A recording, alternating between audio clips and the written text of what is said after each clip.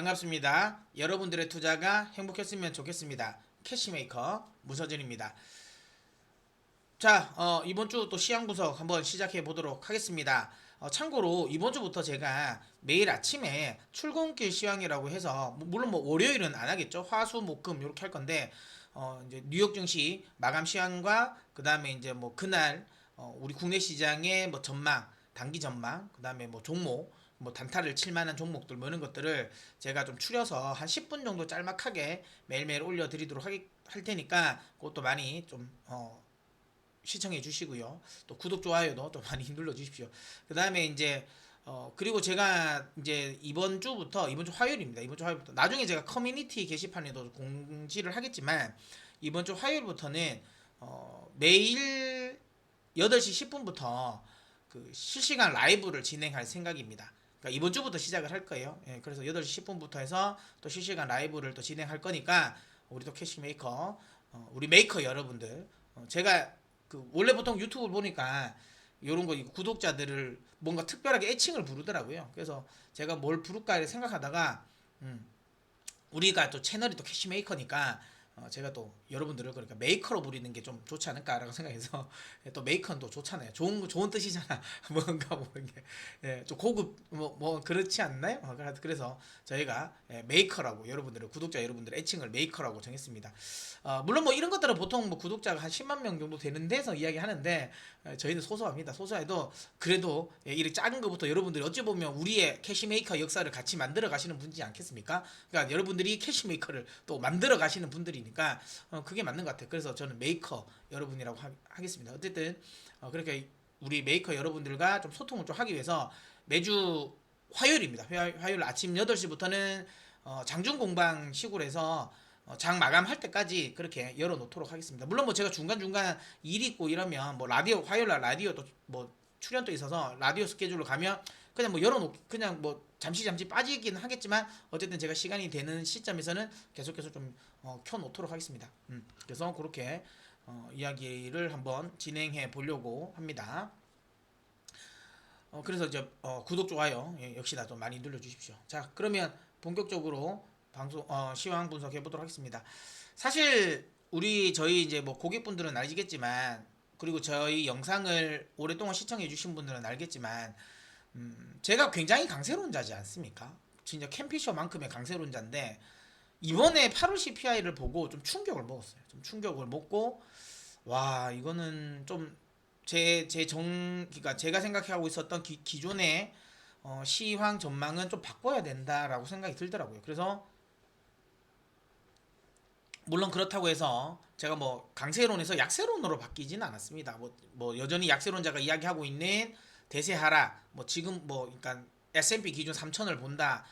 이거는 저는 여전히 아니다라고 보고 있고요. 그러니까 닷컴 버블 때 같은 하락이 나온다라는 거죠. 고점 대비 80% 이상 하락을 할 것이다라는 건데 저는 여전히 거기엔 동의하진 않습니다. 왜냐하면 뭐 약세론자들이 뭐 물론 뭐 최근에 힘을 더 받고는 있지만 약세론자 지금 주요 그러니까 막 우리가 알고 있는 이런 약세론자들의 그 약세론은 사실 작년부터 펼쳤던 거지 않습니까? 근데 그들 입장에서 그걸 뭐 올해 하락을 맞췄다라고 말하기가 저는 그렇다고 생각하는 건 일단 그들은 우크라이나 사태를 예측한 건 아니잖아요. 우크라이나 사태가 만약에 여러분 없었으면 시장이 이렇게 됐을까요? 인플레이션이 이렇게 안 잡혔을까요? 그러니까 그거는 제가 보기에는 예측하지 못했다고 봅니다. 그래서 약세론자가 지금 현재 시장이 떨어지니까 그 사람들의 말이 맞다라고 너무 또 맹신하기 하는 것은 어렵다라고 저는 보고 있고요. 그 다음에 그들이 말했던 거 있잖아요. 그 작년에 계속 이야기했던 것들을 뭐 기준금리가 3% 되면 뭐 진짜 뭐 시장 작살난다. 그래서 그 뭐죠 한 80% 이상 떨어진다라고 하는데 이미 지금 시장은 3%는 지금 우습잖아요. 뒤에 이야기가 있지만 이제 5%까지도 예상을 하고 있는 상황이잖아요. 그러니까 3%는 이미 시장에서 적응이 됐어. 만약에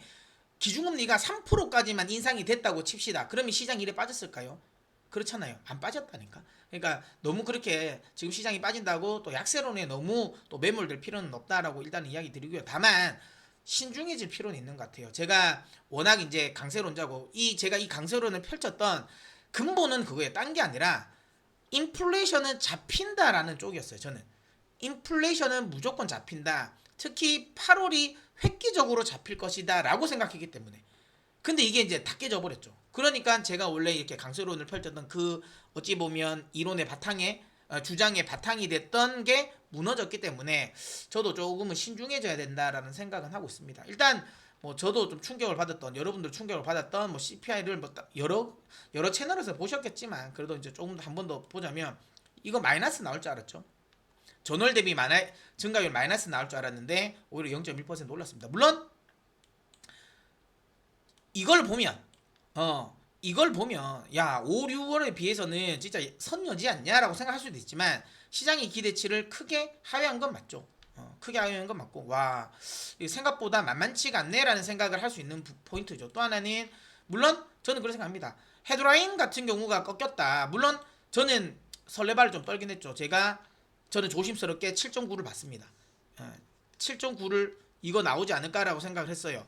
왜냐하면 결국에는 에너지 가격은 무조건 뭐 떨어진다라는 거 뭐 그 명확했고 지금도 실제로 떨어졌고 그 다음에 렌탈 그러니까 쉘터 주거비도 지금 이게 그때 얘기했지만 단기 임대를 내면서 이 떨어졌다 많이 상당 부분. 근데 이게 물론 근데 주거비나 레깅이 있기 때문에 시간차를 주겠지. 하지만 지금 이번 달 그러니까 8월 달부터 조금씩 반영되지 않을까라는 기대가 완전히 무너졌죠. 완전히 무너졌고 그 다음에 중고차 가격은 떨어졌지만 제가 예상한 것보단 더 떨어졌고 그 다음에 의외로 갑자기 뭐 복병이 생긴 거죠. 가구라든지 그 다음에 의류 같은 것들이 갑자기 뭐 튀어버렸어요.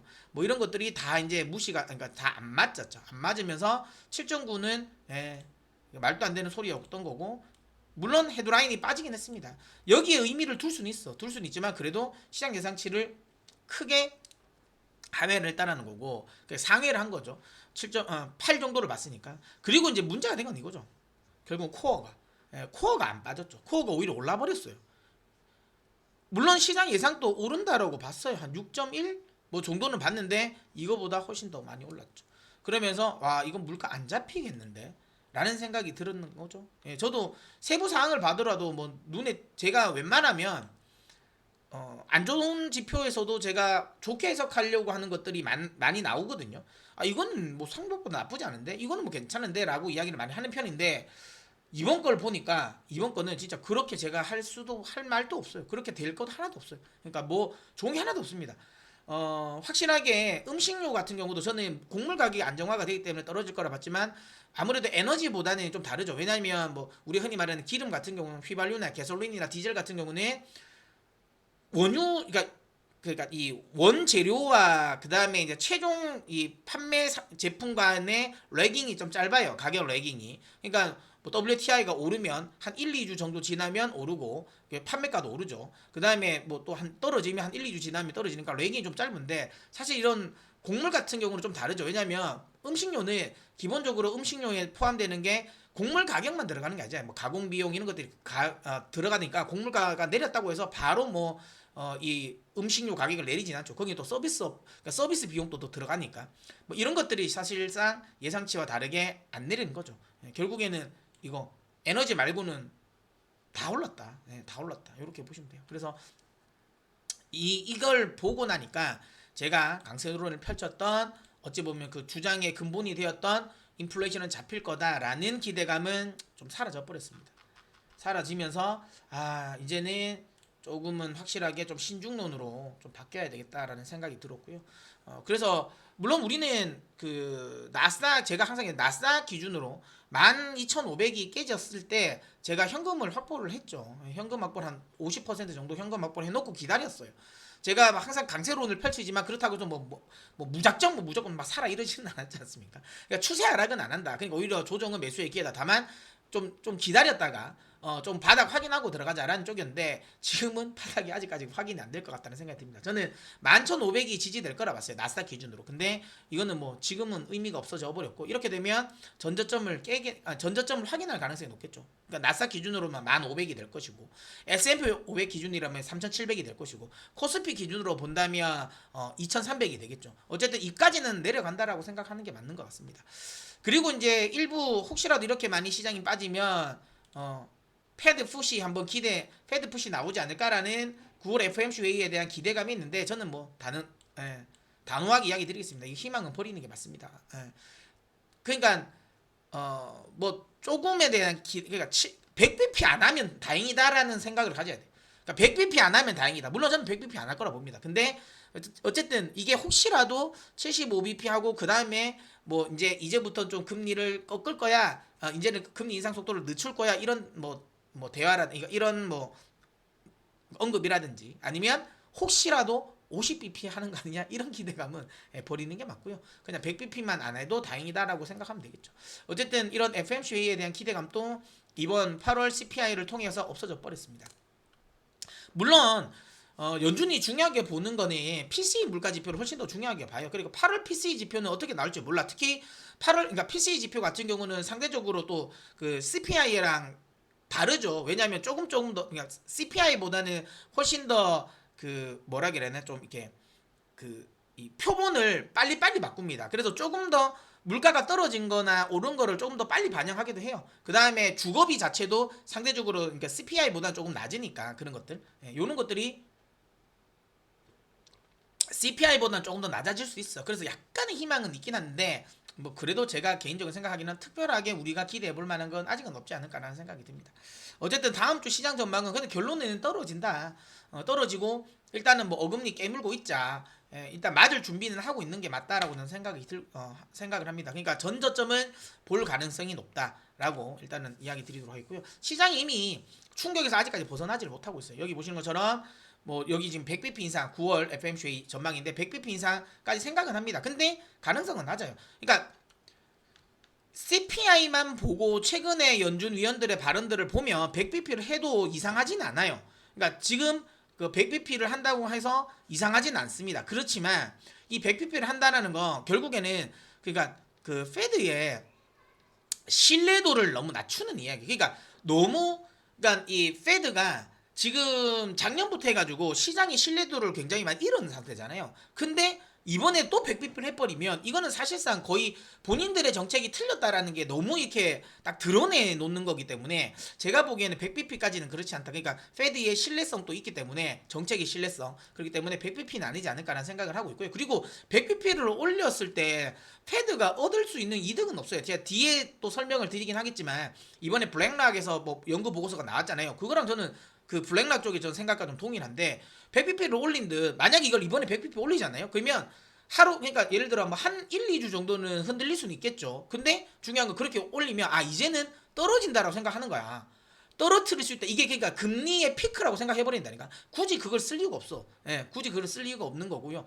또 하나는 이번에 뭐 8월 CPI에서도 봤지만 그렇게 자이언트 스텝이건 뭐 빅스텝을 해도 물가가 안 잡힌다는 건 확실하거든. 금리 인상을 해가지고 잡을 수 있는 건 한계가 있다는 걸 아는 거예요. 근데 거기서 100bp가 올릴 이유가 뭐 있냐. 그렇게 올리면 괜히 안 깨도 될 경기까지 깨버린다라는 거죠. 그게 굳이 연준이 이런 걸 위험을 감수할 이유가 없다라고 생각을 하고요. 어쨌든 그래서 100bp는 아닐 가능성이 높지만 확실한 건 75bp는 확실하다. 이렇게 보시면 됩니다.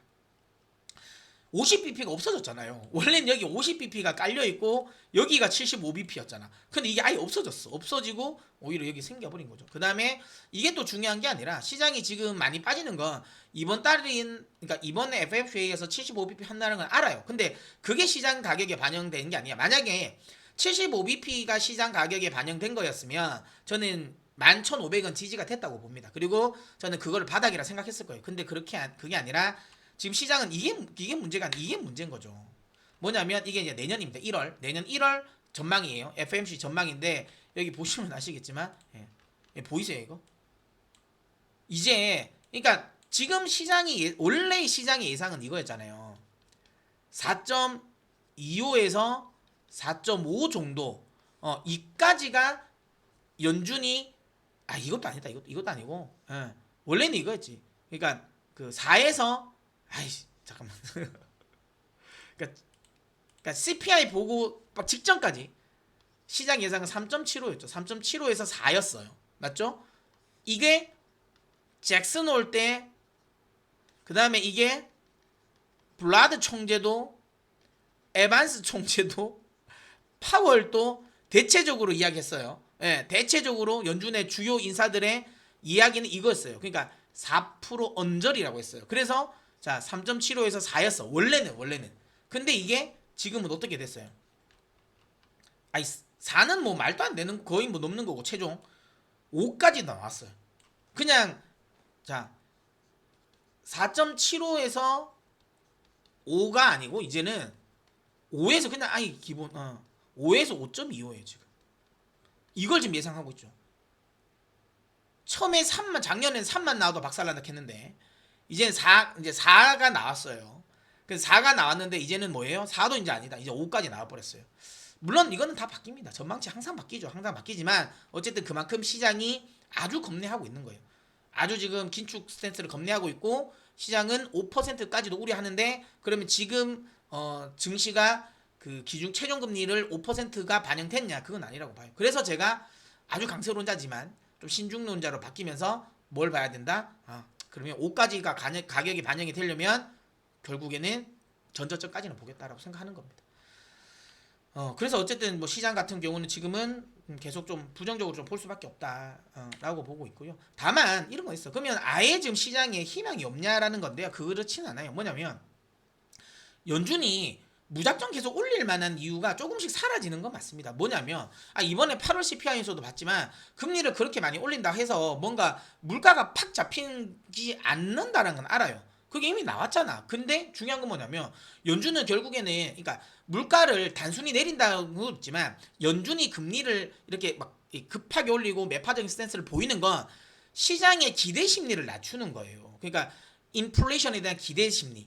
기대 심리를 낮추는 게 훨씬 더 중요하거든요. 근데 지금 연준의 목표대로 되고 있어요. 여기 보시는 것처럼 아시겠지만 이번에 8월 CPI가 발표되고 나서 오히려 기대 인플레이션은 떨어졌습니다. 지금 떨어져 있다니까. 지금 2.38까지 떨어졌어요. 오히려. 이게 뭐겠습니까? 연준이 금리를 안 올리겠다라고 시장이 생각하는 게 아니에요. 앞으로 연준이 금리를 세게 올릴 거니 결국에는 경기 침체가 될 거야. 경기 침체가 될 거니까 그럼 결국에는 이 물가는 떨어질 거야라고 생각하고 있는 거야. 그러니까 연준이 지금 어느 정도 목표는 이루고 있어. 그러니까 잘 잡고 있다니까. 굳이 여기서 막 100bp를 하고 뭐 그 다음에도 또 막 100bp를 하고 이렇게 할 필요가 없다라는 거야. 안정적으로 지금 현재 잘 잡혀 놓고 있어요. 이게 튀지는 않는단 말이에요. 우리가 한때 5월달에 얼마까지 갔어요? 3까지 갔잖아. 그래서 제가 그래도 전저점을 깨지 않을 거다라고 생각하는 이유 중에 하나는 이것도 있습니다. 뭐냐면 우리가 전저점을 봤던 시점이 이거거든요. 기대 인플레이션이 3%를 넘긴 시점이었단 말이에요. 그러니까 지금은 그거보다는 훨씬 떨어져 있어요. 그렇기 때문에 이 전저점을 깰 만한 이유는 사실은 없다라고 저는 보고 있는 거예요. 어쨌든 이런 희망은 있다. 그러니까 연준이 브레이크를 언제든지 걸 수 있는 요소는 있긴 해요. 그러니까 브레이크 자체가 아예 그냥 날아가 버려가지고 지금 급발진 상태는 아니야. 그러니까 제어는 가능해. 그러니까 일부러 자기들이 발을 안 밟고 있는 거지. 이게 이제 아예 제어가 불가능한 급발진 상태는 아니라는 거예요. 그런 부분을 조그마한 희망은 아직은 있다라는 거고요. 그래도 이제 뭐 기대를 해볼 만한 건 아직은 아니다라고 생각이 듭니다.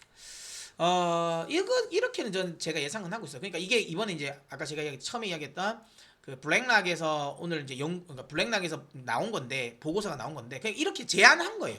그러니까 뭐냐면 아니 야 왜 무조건 이렇게 떨어뜨리려고만 하니 이렇게 급하게 안 된다니까. 이렇게 지금 안 되는 거 너 알잖아. 이거 봤잖아. 안 된다니까. 안 돼. 그냥 이렇게 완만하게 떨어뜨리면 안 되니? 라는 거예요. 그래서 지금 뭐 문제 있어? 라는 거잖아요. 그러니까 우리 9%까지 갔잖아. 9%까지 갔는데 시장에 뭔가 문제가 있었니? 아니 이미 어차피 지금 인플레이션가 기대 인플레이션 지금 잡혀 있는 상태야. 그러니까 소비자 심리 지표도 조금 지금 내려와 있어. 여기서 막 10%, 뭐 15 이렇게 안 간다니까. 그러면 급하게 떨어뜨리려고 하지 말고 완만하게 좀 떨어뜨리면 안 되겠니? 어차피 시장에서는 지금 고인플레이션을 이미 어느 정도 인정하고 있다니까. 그러니까 8, 7, 6, 5, 4, 3 이렇게 떨어뜨려도 돼. 이거 이미 이거 이미 사람들 안다니까. 이거 이미 적응했다라니까 라는 거죠. 그러니까 이렇게 하지 말라는 거예요. 갑자기 100, 막 75, 70 이거 왜 하니? 하지 말고 차라리 그냥 그렇다고 해서 이거를 뭐 그러니까 그 비둘기파적인 스탠스로 완화적인 스탠스로 바꾸라는 소리는 아니에요. 얘들도. 그러니까 그거 하지 말고 지금 어차피 QT도 하잖아. QT는 나중에 또 따로 한번 이야기 드릴게요. 이거. QT도 하고 있잖아. 그러면 그냥 50, 50, 50 이렇게 하든가 아니면 그냥 25씩 내년까지 꾸준하게 올리겠다라고 하는 게 더 맞지 않을까라는 거죠. 그러면 경기도 안 부러질 것이며 어차피 물가도 좀 잡힌다라는 거죠. 저도 이랬으면 좋겠습니다. 근데 연준은 지금은 그러진 않을 것 같아요. 일단은 이번 달까지는 일단 세게 지를 것 같고요.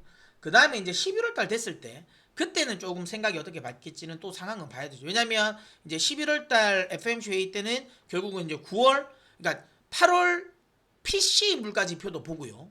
그 다음에 그 9월 CPI랑 9월 PC 물가 지표까지도 봐요.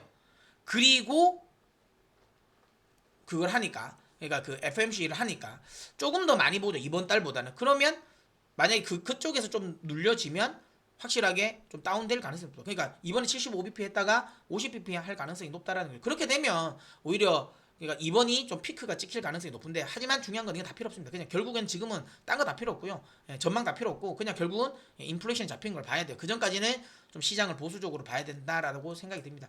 제가 지금까지는 CPI가 무조건 그러니까 물가는 잡힌다. 특히 8월 달에 아주 드라마틱하게 잡힐 것이다. 그러니까 그거 보고 사는 거는 늦다라고 봤는데 지금은 아닌 것 같아요. 지금은 일단은 좀 현금을 마련해 놓고 만약에 산다 하더라도 전저점까지는 조금 내려간다는 생각을 하고 있어야 되겠죠. 그렇게 해서 일단은 뭐 저가 매수 타이밍은 요때 잡아보. 오히려 이 전저점 부근까지 떨어지는 걸 보고 오히려 진입하는 게 맞지 않을까라는 생각합니다. 물론 근데 그나마 다행스러운 거는 우리 고객들, 그다음 저희 포트는 시장 대비해서 상당히 선방을 하고 있죠. 왜냐면 저희가 뭐 저희 영상을 계속 좀 시청해 주신 분 아시겠지만 저희는 전신자가 주력이잖아요. 예, 전신자가 주력이고 뭐 국내 주식, 해외 주식 다. 그러니까 전기차, 전 계속 강조드립니다. 여러분, 이거 진짜 계속 해 놓으셔야 돼요. 포트는 일로 바꾸셔야 돼요. 제가 지난 시황에서 이야기 드렸죠. 그러니까 내가 좀 뼈를 깎는다는 생각으로 지금 그 포트 그냥 그대로 두면, 물론 시장이 올라가면 일정 수준은 같이 올라와요. 낙폭과대니까. 근데 나중에 어느 정도 시장이 올라오고 나서는 그 다음부터 올라갈 때는, 그러니까 그러니까 포트 내에서 별로 안 좋은 종목들은 안 따라 올라갑니다. 결국은 주도주가 갈 수밖에 없고, 시장의 주도주는 명확하게 얘들이에요. 여기 나왔어. 예, 전신자야. 전신자에 하나가 더 들어가면 방 정도가 되겠죠. 방. 예, 이게 뭐 태조 이방원 같은 느낌인데, 근데 제가 지난 시간에도 얘기했지만 태조 이방원 중에 조선이랑 원전은 지금 좀 빠질 가능성이 높다. 예, 조선이랑 원전은 좀 빠질 가능성이 높다. 이렇게 이야기 드렸죠. 그래서 방산 정도, 예, 그러니까 요까지 정도, 예, 전신자방, 뭐 요 정도가 되지 않을까요? 하여튼 그렇게 해서, 근데 저희는 어쨌든 전신자를 미니까 저희 포트는 이렇게 나가 있습니다. 그래서 전기차, 그다음에 신재생, 그다음에 자동화. 이 자동차 아니에요. 자동화. 로봇이에요. 로봇. 이거 제가 뭐 작년부터 계속 강조드렸던 종목이고요. 그걸로 포트를 꾸려놓고 있으니까 나쁘지 않죠. 저희 뭐 주력 포트가 제가 공개된 것 중에 하나가 뭐 아신 것처럼 뭐 CS 윈드라든지, 그다음에 그 나노 신소재라든지 이런 종목들. 그럼 제가 뭐 적극적으로 많이 밀고 있는 현대 에너지 솔루션이라든지 뭐 이런 종목들 보시면 아시겠잖아요. 그러니까 저희 포트는 그래도 그러니까 시장 대비해서는 좀 선방을 하고 있다. 예, 그나마 그건 좀 다행스러운 부분이긴 한데, 그렇지 못한 분들은 지금이라도 늦지 않았습니다. 오히려 떨어지는데 손절하고 어떻게 팔아라고 생각할 수도 있지만, 지금은 진짜 안 될 종목들은 파세요. 파는 게 맞습니다. 뭐 반도체는 좀 더 시간이 걸리겠죠. 그 다음에 뭐 디스플레이라든지, 그 다음에 또 뭐 있습니까? 뭐 자동차는 상대적인 선방은 할 수는 있어요. 왜냐면 환율 때문에. 하지만 얘들도 시장이 본격적인 반등을 하면 튀어 오르긴 좀 어렵다라고 좀 보고 있고요. 그 다음에 뭐 나머지 화학, 뭐 건설, 뭐 그다음 은행, 보험, 뭐 이런 것들 는 좀 어렵다. 예, 이런 건 좀 어렵다라고 보고 있습니다. 그런 것들은 좀 바꾸는 게 맞지 않나라고 생각하고요. 그렇게 바꿔놓으면 시장이 다시 반등이 나올 때는 훨씬 더 포트가 좀 좋아질 겁니다. 그래서 지금은 하락을 두려워하는 건 맞습니다. 저도 두렵긴 합니다. 어금니 꽉 깨물고 있는 것도 저니까. 저도 어금니 꽉 깨물고 있으니까. 하지만 그냥 그렇게 막연히 당하면 그 뒤가 없어요. 한 대 맞는 건 이게 크로스 카운터 펀치를 날리려면 눈을 뜨고 있어야 되잖아요. 내가 한 대 맞는 건 확실한데 그래도 반격을 하기 위해서는 눈을 뜨고 있어야 된다는 거죠. 예.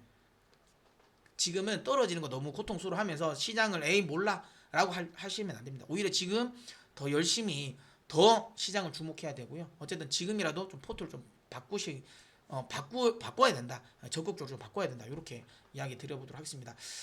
이제 뭐 그러니까 매일매일 제가 시황을 올려 드릴 거니까 이제 뭐 주간 시황 관련 부분은 이제 또 세세한 부분은 또 그때 이야기 드려보도록 하겠습니다. 어쨌든 여러분들 제가 항상 이야기했지만 여러분들 투자가 저는 행복했으면 좋겠습니다. 예, 꼭 돈 많이 버리시고요. 요거를 제가 안 보여드렸네요. 그러니까 이번 FMC는 이렇게 될 거예요. 둘 중에 하나겠죠. 이 둘 중에 하나가 나오겠죠. 그러니까 살려는 드릴게. 그러니까 조금 진짜 죽을 줄 알았는데 파월이 약간 이제 좀 그 기자회견에서 살짝은 좀 비둘기파적인 말을 좀 섞어서 이야기해서 시장을 이렇게 살려는 드릴게 가될 수도 있고요. 아니면 그런 말 하나도 없이 싹 그냥 꼭 그렇게 다 가져가야서만 속이 후련했냐 이거 될 수도 있어. 그러니까 신세계가 될지 해바라기가 될지 모르겠습니다. 어쨌든 둘 중에 하나긴 한데 저는 신세계를 더 재밌게 봤으니까 신세계가 됐으면 하는 바람으로 시황 분석을 마무리하도록 하겠습니다. 자, 그러면 남은 주말 잘 보내시고요. 저는 또 다음 영상에서 찾아뵙도록 하겠습니다.